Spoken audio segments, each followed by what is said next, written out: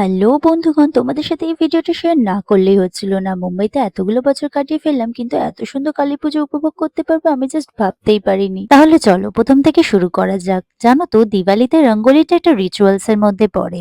তাই তোমরা যে এত সুন্দর রঙ্গোলি দেখছো, আমরা সবাই মেয়েরা মিলে এত সুন্দর রঙ্গোলিটা মজা করে করেছিলাম। তারপর আমাদের অলরেডি প্ল্যানিং ছিল যে সব বন্ধুরা এক জায়গায় হয়ে বাজি ফাটাবো।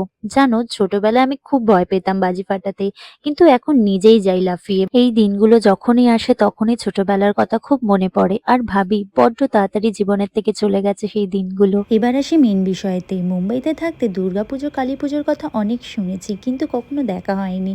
তাই এইবারে ভাবলাম সেই ইচ্ছেটা পূরণ করা যাক। তাই আমরা পৌঁছে গেছিলাম পাওয়াইতে সার্বজনীন কালীপুজো উৎসবে। সেখানে ঢুকতেই এত সুন্দরভাবে সাজানো প্যান্ডেল আর মায়ের অপূর্ব মূর্তি দেখে আমার চোখে যেন এক আনন্দের ঝলক লেগে গেল।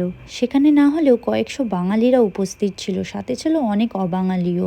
সেখানের এনভায়রনমেন্ট দেখে আমার একটুও মনে হচ্ছিল না আমি কলকাতার বাইরে রয়েছি, মনে হচ্ছিল যেন কলকাতাতেই রয়েছি। একটু এগিয়ে দেখি সেখানে ভোগের ব্যবস্থাও করা ছিল। শুধু তাই নয়, সেখানে চলছিল হ্যান্ডক্রাফটের এক্সিবিশনও। আমরা যেহেতু অনেক লেটে পৌঁছেছিলাম, তাই জন্য এক্সিবিশনটা বন্ধ হয়ে গেছিল। তো যাই হোক, আমি মনে করি সব জিনিস একসাথে পাওয়া যায় না, তাই যেটা পেলাম সেটা দেরি না করে চটপট খেয়ে নিলাম। আমি খুব ভালোবাসি খিচুড়ি ভোগ খেতে। আমার মতো তোমরা কারা আছো যারা খিচুড়ি ভোগ খেতে খুব পছন্দ করো? কমেন্টে আমায় অবশ্যই জানিও।